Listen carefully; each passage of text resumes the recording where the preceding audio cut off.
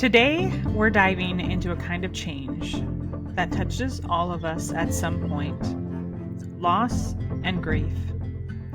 Whether it's the loss of a person, a relationship, a season of life, or even a dream, grief shows up in many forms. And while it's something we all experience, it's rarely something we feel prepared for. Let's talk about how we navigate it, grow through it, and find meaning on the other side. While loss is something we all face, it seems to land differently for each of us. It can come through a relationship ending, losing a job, a decline in health, or even just a shift in how we see ourselves. But why does it feel so overwhelming for some people and seemingly more manageable for others? What can we do to prepare ourselves mentally or emotionally for inevitable losses? Well, I really think that we first need to talk about the power that loss has in our lives. Um, Loss does come in many forms, and it is, again, a universal experience. But the effect that it has on us varies with the individual. It matters how resilient we are or how much prior trauma that we've already experienced, and the meaning that was ascribed to the thing that was lost. So, how integral was it to our world experience? So, we experience loss in loving relationships in our concept of self and in our ability to control circumstances around us. Of course, we immediately think of grief in the context of a loved one's death or the breakup of a long term relationship, the loss of mobility or autonomy.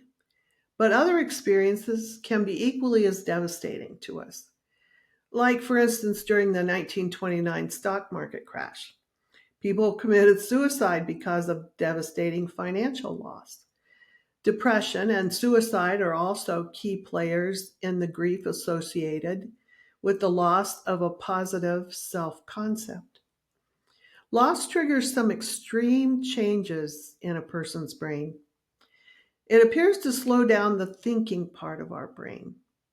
Decision making becomes harder, and it escalates the emotional parts of the brain associated with sadness, fear, or anxiety. Now, it can impact our ability to feel pleasure and motivation. We can make excessive amounts of cortisol, and we can have difficulty sleeping, lose our appetite, and slip into prolonged depression.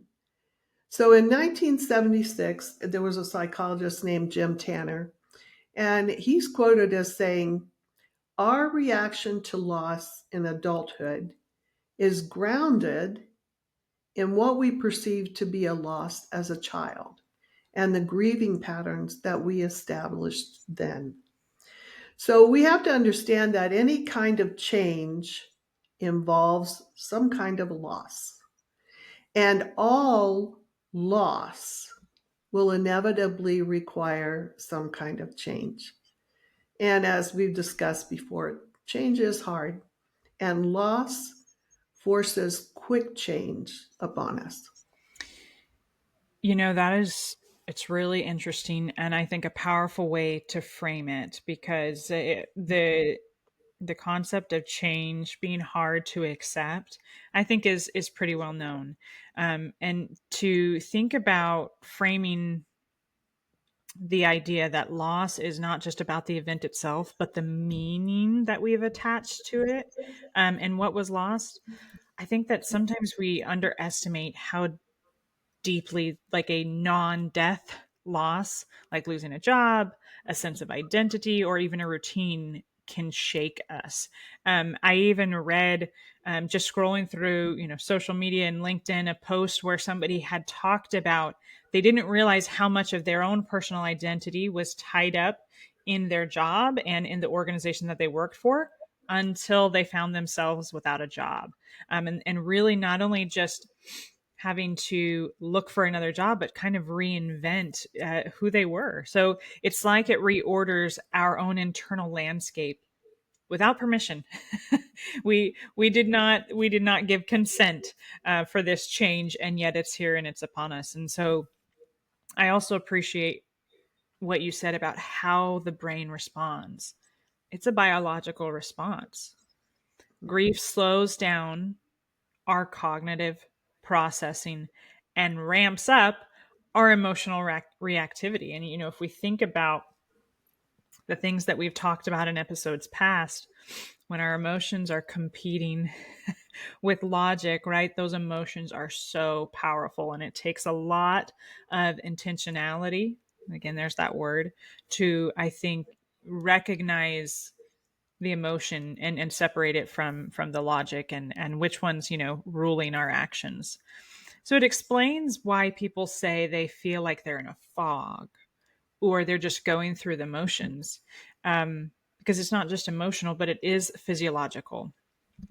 I think that perhaps understanding that can bring some compassion for both ourselves and for others. The quote that you shared from Jim Tanner really resonates too, because it reminds us that our past, especially how we first learned to cope with loss, creates a blueprint. It creates a precedent, it creates a core memory.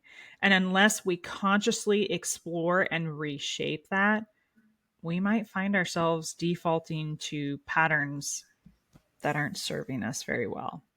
I guess the question really becomes, how do we begin to develop new, healthier grief responses when loss inevitably comes again to our doorstep? Well, I think we need to understand the process of grief, and it's been studied quite a bit. Kubler-Ross studied and came up with the stages of grief. And then there's a psychologist named Worden also who labeled his the tasks of mourning. They kind of line up, but they're not exactly, synced there. So let's start with Kubler-Ross. She says we first have denial. And because it's hard to believe in the finality of the loss immediately. And that doesn't, matter if it's death or a body part or a job or a relationship. It kind of acts like this automatic buffer. And then after denial, we go into what she calls anger. Then we just get angry that, oh, how did this happen to me? Why me? Why me? Or, and then a lot of times we do bargaining. Oh, if I could just do this, or if it could only happen this way, then I'd, you know, we we we bargain with God. If it's a death, we bargain with, whoever we can bargain with to try to get the lost thing back again.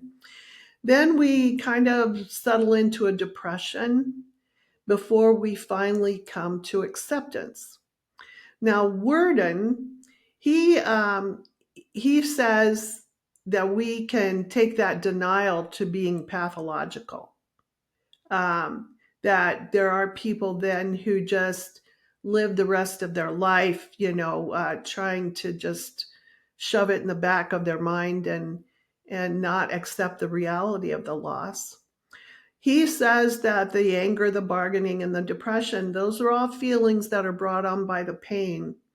And that's kind of normal and acceptable for about 4 weeks after a big loss. And then we get to the acceptance portion. So Worden talks about accepting a new normal. And he kind of gives us, roughly it takes about 3 months before we start reinvesting in life. Now, we have to understand that mourning is a long term process. Normally, it'll last for about a year, can last up to 3 or 4 years. And a lot of that has to do with, markers that come up that remind us of the loss. But the process of grief itself is really not linear. So if we're doing Kubler-Ross, we can progress from one stage to the next. Like we can go through the depression, and then feel like we've accepted it, and all of a sudden the anger rises in us again. So we find ourselves regressing to that earlier stage. Again, anniversaries and holidays are really hard as we adjust to like the loss of a loved one, or in the case of a job, anniversaries for that, or certain things that were going to happen. But I think overall we can kind of simplify grief into three basic phases. The first one is shock. That's where the denial comes in, the avoidance, the numbness, the disbelief. That's the punch that, just kind of rocks us. And then we have all those feelings. There can be confusion and anger and sadness, apathy, despair, loneliness. Um, and we kind of wallow in all of those and go from one to the other. Our body is trying to, and our mind is trying to make sense of the change before we finally hit recovery. Now, recovery is where we come to terms and accept the loss. And and recovery also has to be forward thinking, like hope renewed, peaceful memories, instead of memories that send you right back into one of those earlier stages. And then we see reentry into reality in life. So you said something that just caught my attention. The word reinvesting, and that is, um, I, I mean, just I think when I hear the word invest, right, you're putting something in, um, and expecting that there will be dividends, right, in the future. And you're right. When we talk about loss, it feels like something has been taken from us. And especially if it's been something that we've been building for so long, then we have to consciously reinvest. I think that's such an appropriate word. But what does reinvesting actually look like in practical terms? Well, that's simple. It's doing something. So grief puts us in that pause. We seclude ourselves physically, socially, or emotionally. So, it is like getting hit unexpectedly and trying to figure out what just happened. So we do recoil at first, but reinvesting looks like making that choice to do something that takes you out of the fog and back into life. So maybe we go through like a scenario. If someone felt the loss of a relationship, let's just say for whatever reason, it's not that anybody passed away, but there was a loss in the relationship. What does reinvesting look like for somebody in that situation? Um, Going out socially again, reaching out to friends. If they're looking for a companion, maybe they put themselves on a dating site. um, they make themselves available again for interactions with other people or with life. If it's the loss of a job, maybe they go back to school and get some more training, or maybe they decide to look for a different job or a different Different field. field. Yeah. Yeah. Yeah. Well, so then in terms of reinvesting, I think at an adult level, even that vocabulary is a little bit easier to digest. So is it the same though for children? Children are a whole different ball game when we're talking about grief. And really, it isn't always the same for them. They have typical behaviors dependent kind of on their age and maturity and ability to understand death or loss. Like, for instance, a 2 to 6 year old, it's cartoons, right? They have this magical thinking. Death is reversible. I shoot you, you fall down, but then you get back up. And so they um, they don't connect events with words, and they really don't understand the whole concept of death as a loss or somebody moving away, or or a divorce.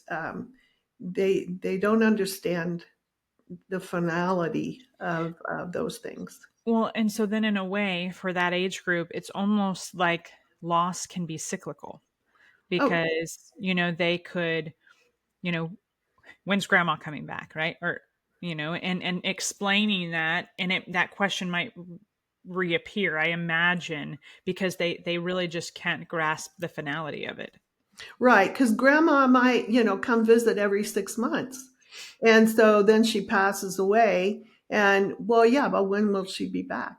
So that's it. That's something we need to understand as we're dealing with children and any kind of loss. Now, somewhere around 6 to 9 years old, um, they death is a person. It's the grim reaper. It's a thing, and they're a little bit afraid all of a sudden because this person can he come and get anybody? You know, he got grandma, but can he come and get me? It's this person.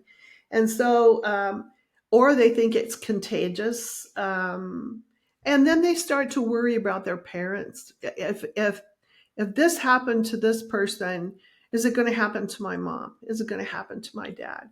Those become real worries for a 6 to 9 year old. So, from about age 9 to 12, death can be viewed as a punishment, which tends to bring with it a lot of questions. Well, why did they die? What did they do wrong? Or it's them trying to figure out how to be safe from this loss that they've just experienced. And it's really not until adolescence that death is a final thing in the mind of a child.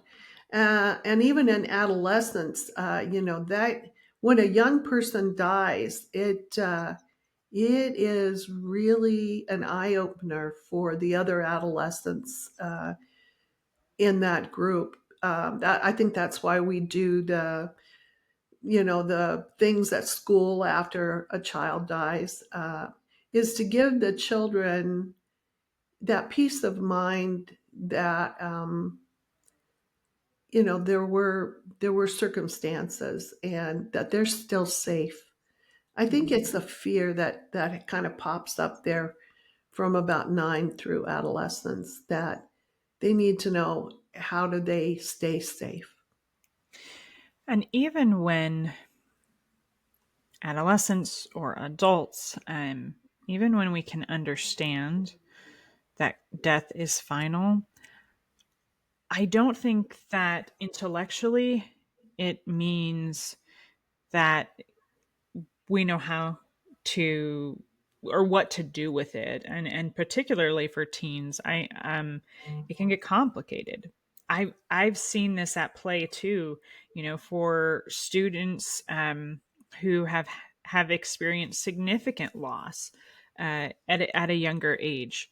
um and they do have different reactions, they do have different responses because they're trying to process it, right? Some might retreat, others might lash out, act out, um, and some just truly might not even have the vocabulary to explain what they're feeling.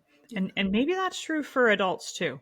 Um, and I think, like so many other things that we've talked about, this is grief is going to be a journey too. It's going to be something that takes some time.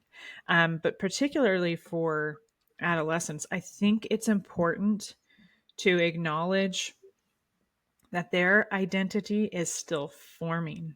And so a major loss like that can really shake their foundation, their self esteem, their sense of security, how they see the world, themselves, even their future. And I kind of wonder, and maybe this is getting too into the weeds, but even a secondary loss, if a parent loses a job, right? There's secondhand feeling that loss as well.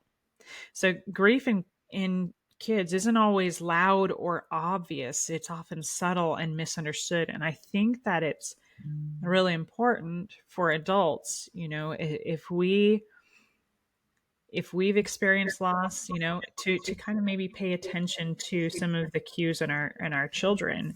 Um, And I think we need to recognize too that, like in the case of divorce or different things like that, sometimes the children will blame themselves hmm. and they will think that they somehow were the reason for the loss. And so that can create just a myriad of different reactions in the child as well.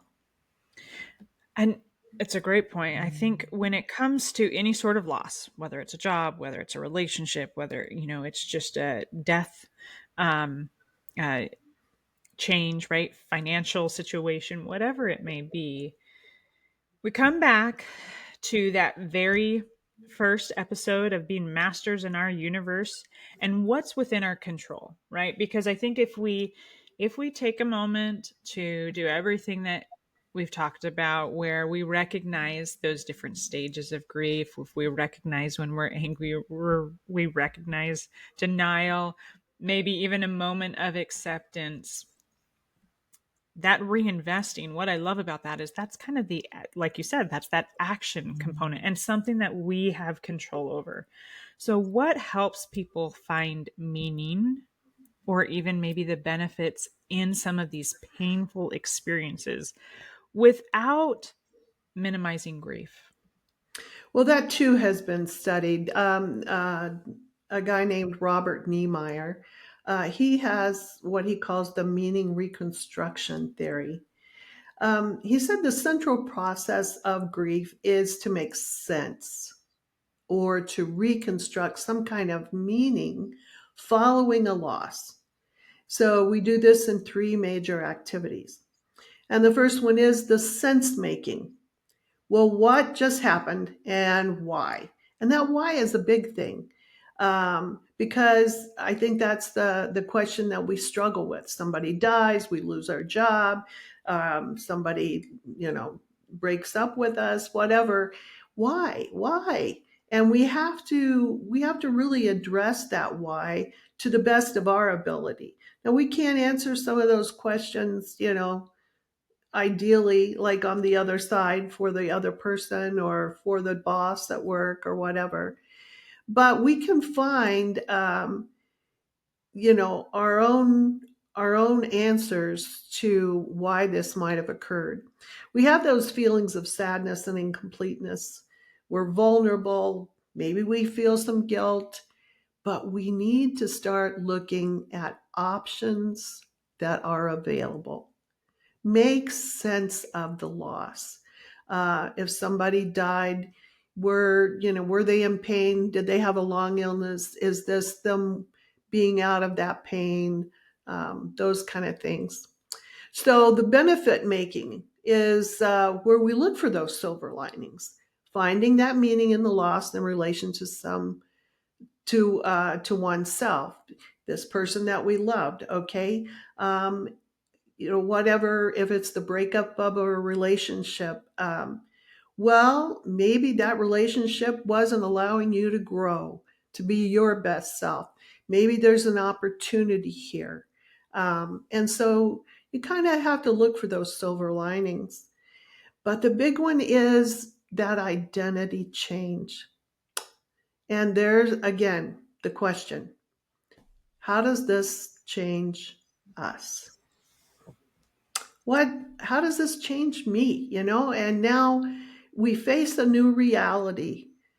And that really can give us a deeper appreciation and more emotional strength. We can suddenly have greater empathy for others. And all of a sudden, we're able to communicate things that we have felt and experienced uh, to others who are having similar problems. So our communication skills to be able to lift and strengthen one another have just grown. It's when you talk about those three major activities, I my mind immediately went to, yeah, I've noticed my own brain trying to make sense of it all. I think that's one of the things that can also that search in your mind, maybe before recognizing that that's what your brain is trying to do, the feeling associated of that with that can be um, anxiousness. You know, you're searching, but I think just highlighting that is a natural part of moving forward, means that your brain is ready, right? Your brain is ready to try to make sense of it, to try to find those benefits, and then try to really solidify what is the result, right? What's the identity, now that this loss has taken place.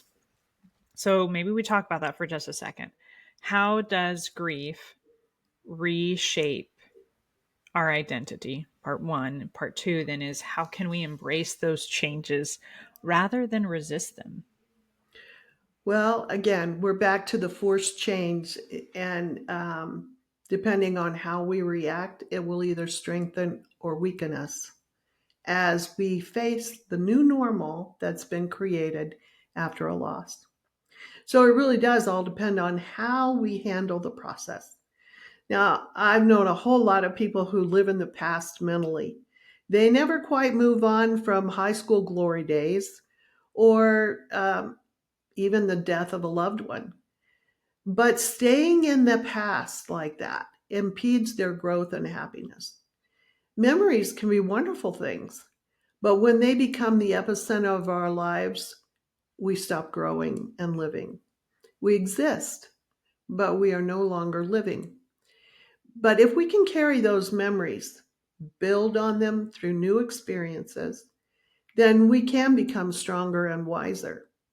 So our past is supposed to be instructive.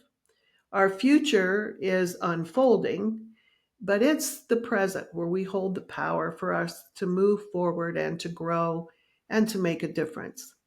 So that moving forward does require the accepting the realities of life and then making necessary adjustments in our own lives. I think that's a really important distinction. The difference between carrying our memories forward versus living in them. Because it can be easy to confuse stillness with honoring the past, right? When in reality, sometimes it's fear or grief that is just keeping us stuck. And when we can start to accept, okay, life has changed, and then we choose to engage with the present, anyways, right? I'm going to come back to that reinvesting term. Then that's really where the healing is going to begin. And that's hard because, talking with someone the other day who had lost a family member, and that was exactly the sentiment that it was relayed. And the loss was recent, so it's understandable. I think we have to give ourselves time.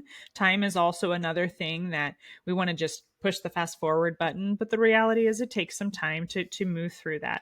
But the remark was, I don't want to see anything that would normally make me happy right now.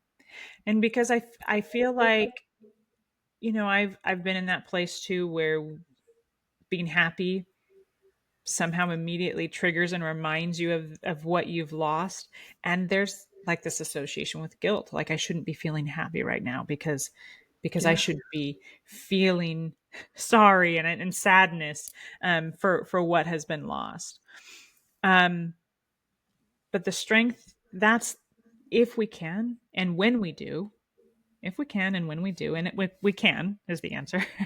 But when we do, that's where the strength that you mentioned starts to grow. And it's not about forgetting, but from learning how to keep going with what we've lost. Well, as we come to a close, let's pinpoint the most crucial points from our talk and conversation today, and let's consider how they apply to our daily lives. We talked about the stages of grief. Loss is universal. How we experience and respond to it is unique. It's shaped by our past and the meaning we attach to what was lost. But there's structure to the stages and phases of grief. Now, they don't always happen in a neat order, and it's okay to move through them at your own pace. It's important to clue in to our children through loss and support them. Supporting them through grief means meeting them where they are developmentally and being honest in ways that they can understand. Grief does have the potential to reshape our identity, often giving us greater empathy, strength, and perspective if we allow ourselves to grow through it. So, we encourage you to take a moment to reflect. Where might you be in your own grief journey right now? And what is one small step you can take toward healing, reinvesting, or helping someone else through theirs? Remember, mourning takes time, but even in the midst of loss, it's possible to find meaning, hope, and a path forward. If you'd like to learn more about this podcast, be sure to follow us on Facebook and Instagram. We'd love to hear from you. Your input helps shape the conversation and makes perspective and potential even more impactful. We're Gwen and Abby, and you've been listening to Perspective and Potential. Until next time, keep exploring new perspectives, and remember that every small change can lead to something big. Food for thought. Bon appetit.